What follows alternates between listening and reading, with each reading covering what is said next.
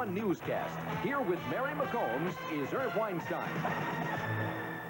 Topping Eyewitness News Nightcast, a sex scandal is threatening to bring down yet another public figure tonight. Gary Hart is battling to keep from going the way of the PTL's Jim Baker. Hart is denying any affair with a young woman seen at his Washington townhouse over the weekend. Now, Mary has been following this heartbreaking saga all night. Mary, what's the latest? Well, Irv, tonight, Donna Rice is denying the newspaper reports that she spent the night with Gary Hart in his Washington townhouse. Rice says she's not romantically involved with Hart and called the weekend activities purely innocent, and she didn't say much more. I've just met with some very good reporters. Everything is on the record, and we will be meeting again tomorrow. Thank you very much, folks. As far as I'm concerned, and Senator Hart's concerned, and Ms. Rice is concerned, candor is the essence of politics. Now, for Gary Hart, the hint of scandal comes at a time when his campaign was just picking up steam. I can help lead America towards its future and to achieve its promise and its destiny and its ideal. Just 3 weeks ago, Hart, with family members at his side, announced his 1988 campaign for the White House. But now come allegations from the Miami Herald that Hart spent most of the weekend with Miami model and actress Donna Rice, while Hart's wife was in Denver. The paper says the two were seen entering his Washington townhouse through the front door Friday night. And 24 hours later, the couple left the townhouse through the back door. Hart admits he knows Rice and has called her on occasion, but denies any sort of personal involvement.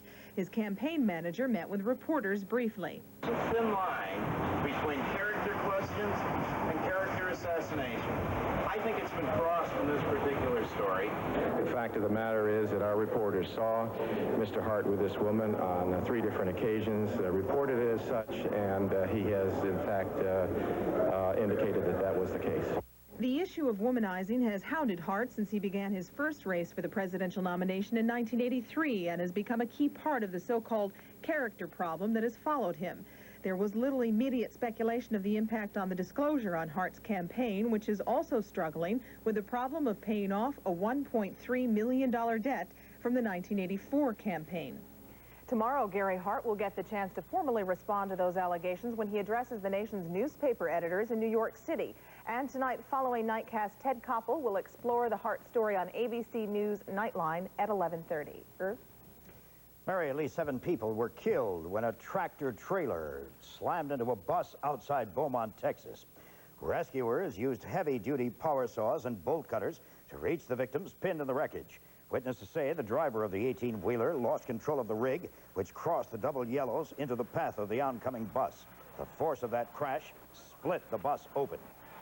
On April 6th, a huge section of the Thruway Bridge collapsed into Schoharie Creek near Amsterdam, New York, killing 10 people. At a hearing in Amsterdam, chaired by Senator Daniel Patrick Moynihan, Thruway Authority Chairman Henry Bersani suggested political pressures may have rushed construction of the span to completion in 1954 before adequate safeguards were installed. Bersani says within 2 years of its opening, repairs had to be made to the deck and supporting structures on the span. Meanwhile, investigators heard a report that if a new bridge isn't in place by this summer, the state stands to lose more than $100 million in tourism dollars. Tonight, a former Conrail engineer is facing manslaughter charges stemming from the Amtrak disaster near Baltimore in January. A grand jury in Baltimore County, Maryland, alleges Ricky Gates operated his locomotive in a grossly negligent manner. Gates's Conrail train ran a red light and slid into the path of the Amtrak passenger train. 16 people died in that collision. Gates could get 80 years in prison if convicted. Tonight, the battle to reorganize Buffalo's police districts apparently isn't over, at least not for Councilman Jim Kane. Kane held his own meeting with residents tonight to discuss changes that would help the controversial plan get Common Council approval. Kane says the council needs more of a say on that plan. If we were to implement this plan tomorrow, the council voted on it. Unilaterally, the mayor could reduce that manpower without council consent. I'm saying that should take council consent. If it takes council consent to implement the plan, it should take council consent to alter the plan. Then you'd be guaranteed. Kane admits the plan to consolidate precincts can still work. A group of Cheektowaga residents wants to tell the state where to get off, literally, with new plans for a thruway access ramp in their neighborhood. Eyewitness News Nightcast reporter Carl Brown is with a live eye in Cheektowaga right now. Carl? Well, the plan essentially involves tearing down several businesses along William Street here, like Desiderios, to make room for a new exit ramp off of the thruway out over here. Now, state thruway planners also want to widen William Street for construction of a new thruway interchange. Now, all the extra traffic that's going to create has some residents upset, and the loss of tax revenue from some of those businesses has one Cheektowaga town official saying, no way. The new ramp off William from the thruway is designed to ease traffic flow into the city, but the traffic has to pass here through Cheektowaga first, and residents living on or off William don't want it. That will re-increase maybe 400 or 500 cars every morning, and we feel it's just too much for the area to handle. The plan also calls for widening William into a multi-lane highway, something residents say they don't need. When you're talking a 4-lane highway, the kids are going to be walking on the sidewalks, which now they have about 12 feet from a building to the street. With the new construction, you're talking only about 3 feet. All the new construction and all the widening should be done on the north side of William, where we have more open businesses. At its meeting tonight, the Cheektowaga Town Board tabled a resolution from Supervisor Dan Weber to move the new exit ramps to a location off of Broadway. Weber says Cheektowaga stands to lose thousands in tax revenue with the William Street plan. We in Cheektowaga have more acreage that falls under eminent domain off our tax rolls than any other municipality. The town can't afford to lose any more assessed valuation. Now, there are also some residents, and especially businessmen over in the Broadway area, who don't want to see that thruway ramp over there either. They're all going to get a chance to voice their concerns about this in a public hearing that's yet to be scheduled, and then Cheektowaga town officials will make up their mind on how they stand on this issue and present those wishes to the state thruway people. So we'll stay tuned. With the Channel 7 Live Eye from Cheektowaga, I'm Carl Brown. Back to you, Irv. Carl, anyone making any guesses as to who the winner is going to be in this tug of war between Dan Weber and the state? Well, that's a little tough to say right now. I think it's really going to come down to whether state planners can find an alternative route or if they can put this plan in as it's proposed on the books. But these residents are not going to go for that without a fight. Okay, thank you, Carl. Mary? It's deemed a major breakthrough for sexual equality. The U.S. Supreme Court has ruled that states may force local Rotary clubs to admit women.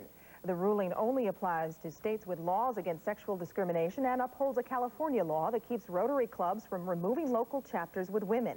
Rotary representatives say some members will be upset, but they're not surprised by the decision. I think it's going to cause, in the short term, some people to be rather upset. You know, you have a Rotarian that's been around for 50 years, and all of a sudden he has to have a woman sitting next to him. It's a shock. Western New York has 4,600 Rotary members and makes up the 5th largest district in North America. Still ahead on Nightcast, the doors open tomorrow, and will illegal aliens try to make their stay legal? And when is enough enough? I'm Tina Dunbar, and I'll tell you about Tonawanda's trashy troubles coming up on Eyewitness News Nightcast. Oh, oh, oh, who's that kid with the Oreo cookie? This isn't an Oreo. It looks like fudge. We dumped all the crunchy cookies, we dumped all the creamy middles. In fudge? But inside there's still the cookie that you loved when you were little. An Oreo cookie inside the fudge? Oh, the fudge can't hide the kid inside when you're eating an O-R-E-O. O-R-E-O. New Oreo cookies covered with fudge. Everybody's talking about making America competitive again.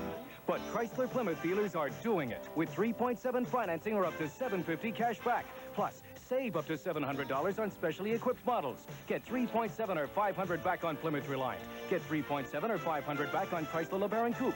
3.7 or $750 back on Chrysler New Yorker. And only Chrysler Plymouth dealers give you Chrysler's new 770 protection plan. See your favorite Chrysler Plymouth dealer. Spring is back, and so are value-packed bargain days at your 25 area value home centers. Secure your home with a Harlock polished brass single deadbolt or entrance lock set. Regular price up to $9.29, but this week they're on sale. Your choice, $5.99 each. Add new life to an old storm door with a new latch set from Ideal Security. Your choice, just $3.99. And keep your door shut with this bump and close auto hold closer, just $4.99. Value Home Centers for the do-it-yourselfer in you. Hi, Rich Hall here. Hey, you know what I've discovered? The Pizza Hut 5-minute lunch team. You see this timer? When the lunch team takes your order for personal pan pizza, they start the clock running. If they can't get back to your table with a delicious personal pan pizza within 5 minutes, your next one's free. Guaranteed. Thanks. New record. Personal pan pizza within 5 minutes, or your next one's free. Now, would a burger place do that? Would you even want them to? Find something good to spread, and I'll tell you about my earth harvest bread. Bring your appetites. Let's do-si-do. I'm Grandpa Strowman, if you don't know. Try mine harvest of the good earth tonight. You'll taste nature's goodness in every bite. There's California raisin, mine wheat and soft rye, and 2 more in the family you ought to try. Light natural wheat, light and natural white. 40 calories a slice? That's really light. The most delicious harvest there's ever been. I make sure the goodness is baked in. Here are the Win 10 numbers: 12, 18, 23, 24, 25, 34, 36, 39, 48, 55, 56, 60, 61, 65, 66, 67, 69, 71, 76, 79. They are fed up with all the garbage, and tonight some City of Tonawanda residents say enough is enough. Nightcast reporter Tina Dunbar says they're concerned about a landfill that's a little too close to home. Where to put the garbage has been the focus of increasing attention as a barge full of trash from Islip, New York, continues to float around the Atlantic searching for a home. And in the City of Tonawanda, residents say their growing concern is the Browning Ferris Industries landfill, a problem that many residents say stinks. They call it a landfill. I'd like to call it a dump because that's what it is to me. They're just dumping everything and anything in there. We're the ones who see it. It's in the town of Tonawanda, but it borders upon the city. Neighboring residents in the City of Tonawanda say the sun sets 10 minutes earlier there because the mountain keeps on growing. They aired their concerns tonight to city and county environmentalists and officials from BFI. I'm wondering about what's going on back there, why the state isn't more involved in what's going on. This landfill is not more than a mile upstream from our drinking water. But their biggest concern is where to put the garbage when BFI closes in 1994, and what will happen to this landfill once it reaches full capacity. It's probably one of the safest facilities that, I've had the opportunity to deal with. I can understand you sitting here and wondering about this and wondering about that. But BFI's neighbors say that's a pile of garbage. They realize the landfill isn't going anywhere soon. They just want to keep it a reasonable size and make BFI a good neighbor. In Tonawanda, Tina Dunbar, Channel 7 Eyewitness News, Nightcast. Tomorrow's the day some 5,000 Buffalo area residents could be waiting for. That's when the legalization office of the Immigration and Naturalization Service opens its doors at Main and Tupper in downtown Buffalo. Illegal aliens who came to the U.S. before January 1, 1982 may be eligible for permanent residency status if they meet requirements in the new amnesty law. For more information on the application process, you may contact agencies like Catholic Charities or the International Institute, or you can call the immigration hotline toll-free at 1-800-777-7700. And coming up on Eyewitness Sports, Rick has a wrap-up from around the big leagues. And can the Flyers take off to a quick lead in the Stanley Cup race with Montreal? You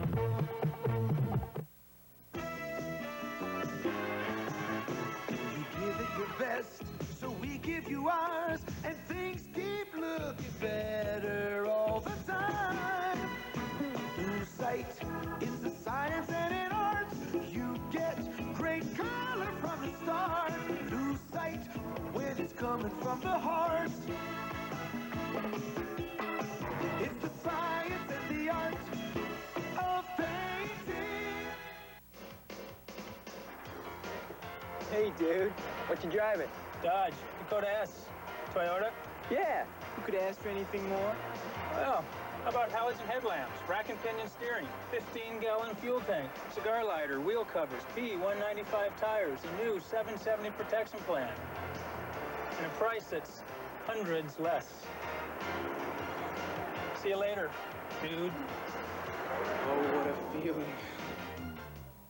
How long does a John Deere last? How long does a John Deere last? How long does a John Deere last? How long does a John Deere last?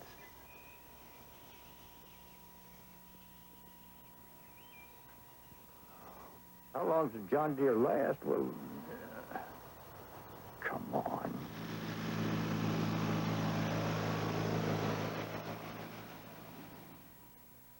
At Sims, our automatic markdown price tag on all women's outfits and dresses shows you when and how much each markdown will be. When we receive a current $140 designer outfit, we price it $79.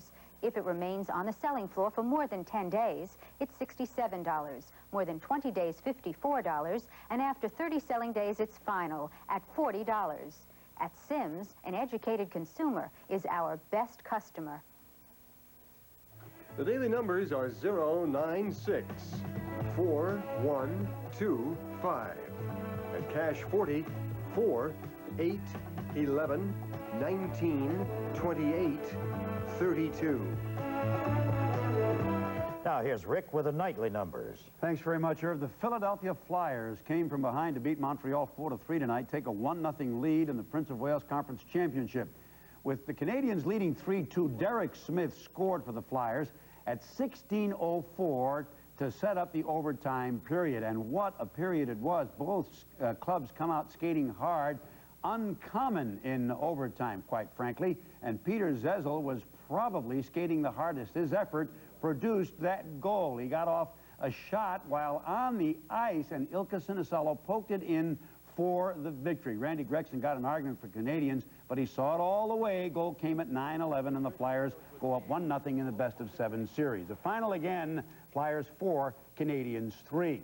In the majors tonight, the Yankees broke open their game with Chicago in the top of the 8th, scoring 4 runs. Claudel Washington singled in Willie Randolph and Joel Skinner to make it 4-1 on the throwing error by Jim Wynn. Wayne Tollison also scored to make it 5-1. Yankees scored 1 more to make the final read. New York 6 and Chicago 1. Toronto at Kansas City was postponed because of rain. In the National League, the Chicago Cubs won their 4th in a row as they pressured the Cardinals in the National League East. Andre Dawson singled in Ryan Sandberg from second base with 2 out in the bottom of the 9th. That gave the Cubs a 5-4 win over the Dodgers, who have lost 5 of their last 7 games. Cubs 5, Dodgers 4. Atlanta 10-7 over Montreal. St. Louis is going to hang on to first place in the National League East should they beat San Francisco, and they are right now, 7-3 in the 7th inning. San Diego with a 6-1 lead over the Pirates in the 3rd.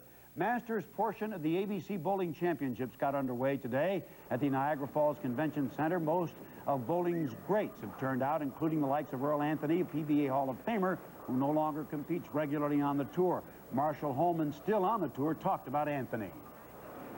You know, I bowled many years on tour when Earl was out, and every time you bowl against the likes of an Earl Anthony or anybody who reaches, you know, a certain status in the game, you know, you seem to work just maybe a little bit harder. Bowling somebody like Anthony or a Weber, you get a little added incentive. Also in Niagara Falls tonight, the annual Tom Hewitt Sports Awards dinner held at the Portage Post restaurant. Fair sponsored by the Board of Associates of St. Mary's Hospital, and featured speaker for the event was ABC Sports commentator Donna DiVerona, who was a 2-time gold medal winner in the 1964 Olympics. Lancaster Country Club hosted the Section 6 state qualifiers today in golf. Boys who will represent the section at Cornell in June. Steve Den of Newport, who had a 120, he was medalist. Brett Fulford of Jamestown, Mark Freed of North Tonawanda at 122. Chris McDougal of Williamsville North with a 123. Scott Ballard of Williamsville East, 124. And in at 126, Dan Bona of Silver Creek, 3rd time he has qualified. Paul Koval of North Tonawanda, Greg Krasinski of Grand Island, and Dan Miossi of Clarence. High school baseball, Buffalo Traditional 6-0 over Riverside. Hutch Tech shut out South Park 4-0. Girls softball, Mount Mercy 13-1 over Villa Maria. Jennifer Arnone pitching a no-hitter for Mount Mercy. Daily double at Buffalo Raceway tonight, a 4 and 6 combination, returned $184.60. And that's Eyewitness Sports. Okay, thank you, Rick. And when we come back, may we expect warmer weather? Tom has the AccuWeather forecast. And what puts Mary Tyler Moore and Robbie Benson on the same team? I'm back to announce a very special program for area car buyers. Marketing test pricing of new 87 Chevrolet Cavaliers. An exclusive 30-day test to determine future pricing strategies. It's a real opportunity for big savings on a limited test allocation of 1,000 high-demand, hot-off-the-line Chevrolets. Only Chevrolets with these certification stickers are eligible, and all factory incentive programs apply on top of these test prices. Save now at these Chevrolet dealers. When you make a McDonald's McDLT fresh, you make a great hamburger.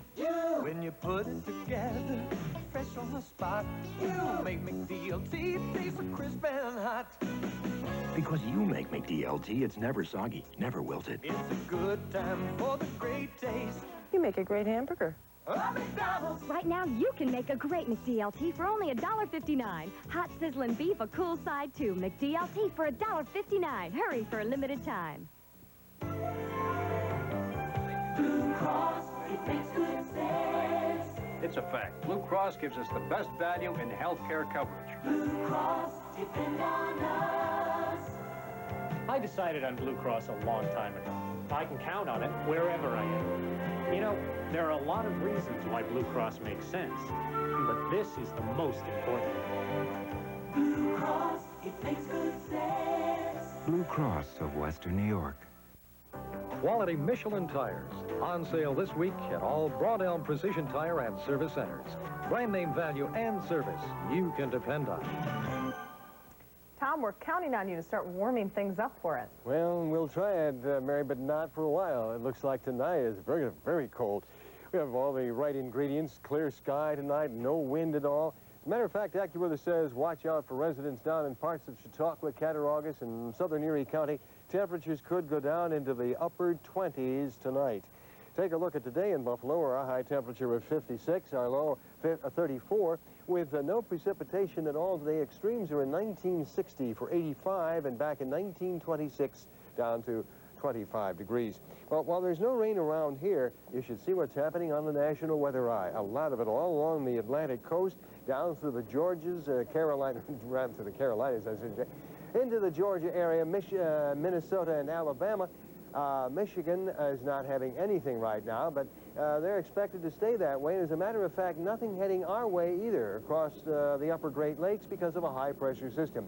The very heavy thunderstorms are occurring in Oklahoma and parts of Kansas as well tonight. So Mississippi, Alabama, and Georgia up through the Carolinas is not where you would want to be tonight. The jet stream causing very cold air again to flow right down to our western New York area. High pressure to the north of us, a couple of low pressures down here. This is why you see all that rain as that cold front slowly moves through the area. Tonight's will be in the 30s, but as I say, it could be some 20-degree readings in some portions of western New York, 50s, 60s, and 70s in the deep south. Tomorrow's highs, look at that, we'll be up into the 60s. Nice, comfortable day for the most part. 40s off in New England, the 50s along portions of the eastern coastline there. 80s and 90s way down south, and the hundreds out in California and in portions of Arizona. In the nation's midsection, 50s, 60s, and 70s. On the move in the morning comes that high pressure up over the upper Great Lakes, giving nice weather for Michigan, Minnesota, Wisconsin, and into New York as well, in Pennsylvania. And that's what's going to happen for us for tomorrow. Cool temperatures, but pleasant indeed. Currently under clear skies, we have a reading of 45 degrees, 50% humidity, steady barometer 30.38. Wind is out of the northeast at 5 miles per hour. Temperatures tonight, 44 in Lockport, 40 in Arcade, 38 in Bradford, 44 in Hamilton, 43 the Falls, Welland, Port Colborne, Orchard Park, Westfield, Mayville, 44 in Olean, 45 Warsaw, and Mount Morris, that's 45. Exclusive AccuWeather forecast then looks like this for tonight. Clear and cold, low 38, but down to 30 in some of the outlying areas, and even colder. Partly to mostly sunny tomorrow with a high of 64, and tomorrow night it'll be clear and cold once again. Low temperature of 40 in the city, but colder than that in the outlying areas. Northeast winds tonight under 5. Tomorrow northeast at 6 to 12. We add a couple of minutes of daylight. There are the lakes and long-range forecast. Coming up for Wednesday, mostly sunny 67. Thursday, mix of sun and clouds 67. And Friday, cloudy and cooler with a high of 55. So my AccuWeather words then look like this for tonight. A nice spring day. Back inside. Starting to warm up. Thank you, Tom. Tonight, we are proud to introduce you to one of 5 finalists in our Channel 7 Medal of Freedom contest. A blue ribbon panel of judges has chosen Brian Code of Buffalo as one of 5 area students who best exemplifies the American spirit. For the past 2 years, Brian has been helping his next-door neighbor with odd jobs. All this week, we'll profile the finalists, and courtesy of Channel 7, the overall winner gets a free trip to Washington, D.C. Names in Eyewitness News Nightcast include Richard Nixon. The National Archives has released 250,000 pages of Richard Nixon's presidential papers. The first installment of more than 1.5 million pages from the Nixon White House special files. Most of the documents deal with how Nixon and his top aides dealt with the mushrooming Watergate scandal. However, there seems to be little new in the papers that the American public doesn't already know. Actress Mary Tyler Moore and actor Robbie Benson testified before a Senate Appropriations Committee on funding for medical research. Moore is a diabetic, and Benson has undergone open heart surgery. The actor said more money needs to be spent on research. 'Tis the season for college graduations. Attorney General Ed Meese was the speaker at ceremonies at the Reverend Jerry Falwell's Liberty University in Lynchburg, Virginia. And here's a good scout. Stamford, Connecticut resident Virginia Jevney has been active in the Girl Scout movement for 66 of the 75 years the organization has been in existence. Up next, they give you something to honk about. When my dad opened this dealership, he just sold and serviced one kind of car. But times change. And look at our dealership now. Jettas, cabriolets, Vanagons, and the new Volkswagen Fox. German engineered, fun to drive, and surprisingly, no, not surprisingly, inexpensive. You know, we still just sell one kind of car, the good kind, the new Volkswagen Fox. It's nice to know the heritage continues. The new Fox starts at only $56.90. Catch one at your local Volkswagen dealer today. Easy ways to weed and feed a lawn have been hard to come by. Until now. With Green Sweep Spray-On Weed and Feed, all you need is a few minutes and a garden hose.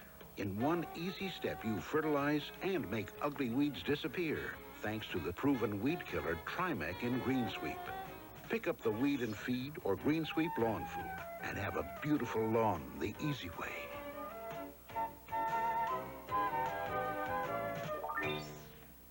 The automobile is by Duesenberg. The rug is by Khorasan. The chair is by Chippendale. And the gourmet cat food is by Fancy Feast. In the single serving can, you can see just by looking how moist and delicious it is. How much your cat will love it. Fancy Feast. Good taste is easy to recognize. Now in 2 new varieties. Finally, you say lots of times you've been in your car behind someone whose driving drives you nuts. Well, take heart, friend, you're not alone. In her special series, Linda Pellegrino gets behind the wheel looking for what's driving us nuts. Did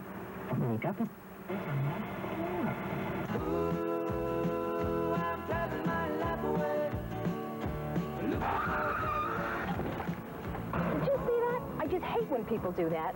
There's got to be a better way to get to work. Western New York drivers have been conditioned to become, and for the most part, accommodating drivers. Mother Nature should be our only adversary, but there are times when even the most placid individuals shake their fists or worse at some of the crazy things we see on the road.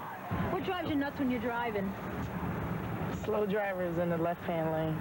When they go about 2 miles an hour and they're rubbernecking everything else but what they're supposed to be rubbernecking at, the car in front of them. People who are in the right-hand lane who are making a maybe a left-hand turn. Then there are some of my favorites, like following the endless blinker, driving along with someone who uses both feet on an automatic, not turning right on red just when you're 5 minutes late for an appointment.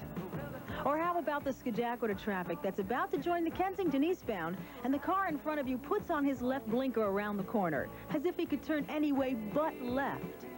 Things like this really drive us nuts, but imagine these little day-to-day frustrations magnified tenfold for the professional driver. Tomorrow, we check in with the experts and see if there's any way to clean up our acts on the road, or at least try and find a way to stay sane. In Buffalo, Linda Pellegrino, Channel 7 Eyewitness News Nightcast.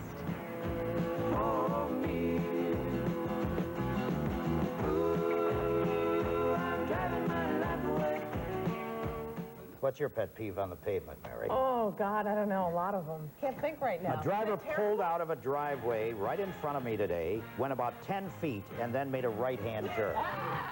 Honest. Honest. Here's ABC News Nightline.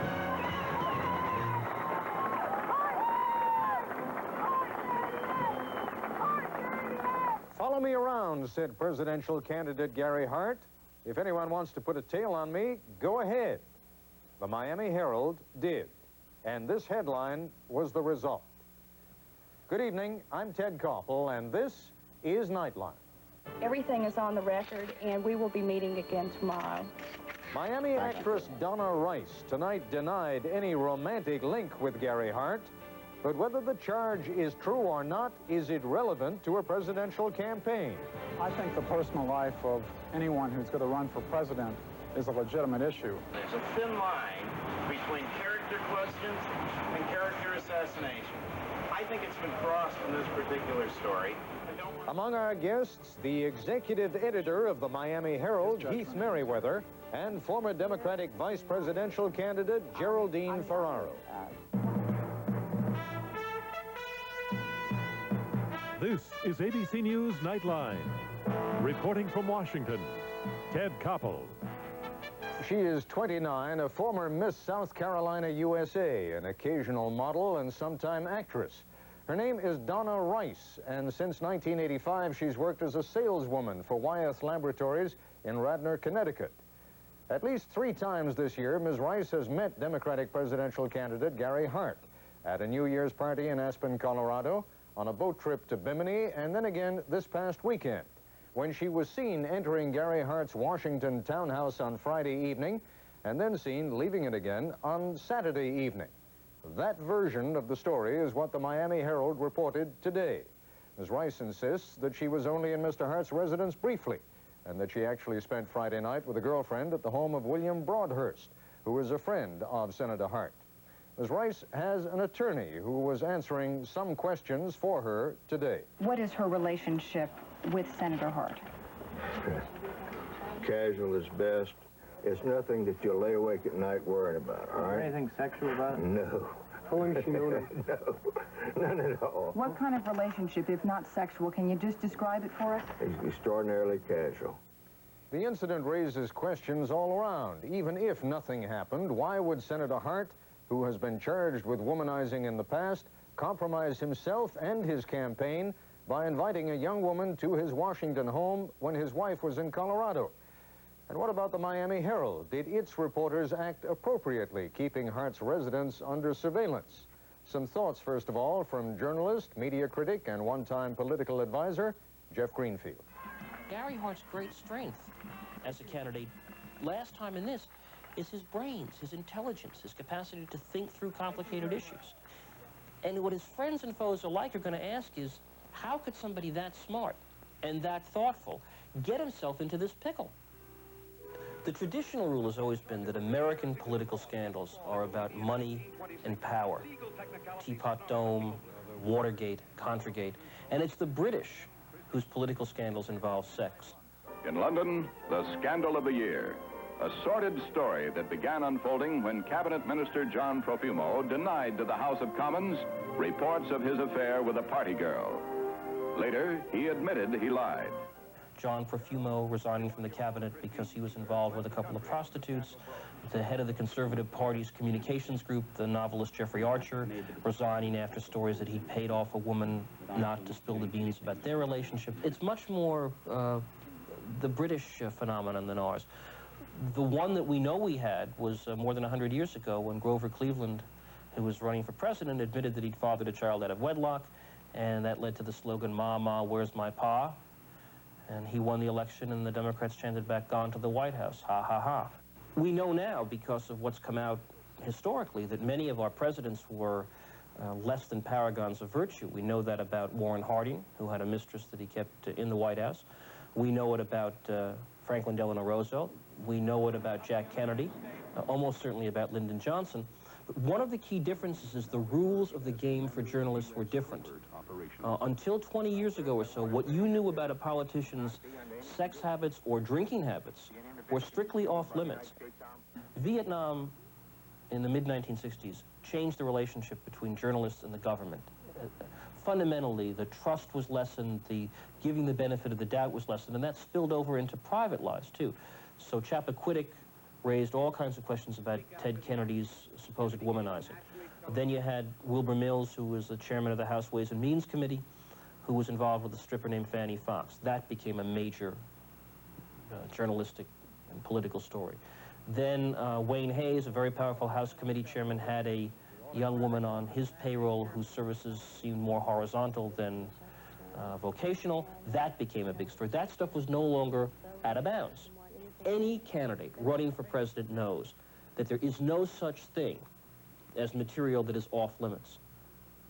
When those rules of the game were played out, that was a different generation. Any candidate running for president today has to know that he is running for office in which every part of his public and private life will be subject to scrutiny. It's almost like living in a goldfish bowl. It's almost as if you're being followed by private detectives. Well, in Gary Hart's case, it's not a metaphor. You know, a team of reporters staked his house out for all night to find out whether this woman was, in fact, spending the night with him.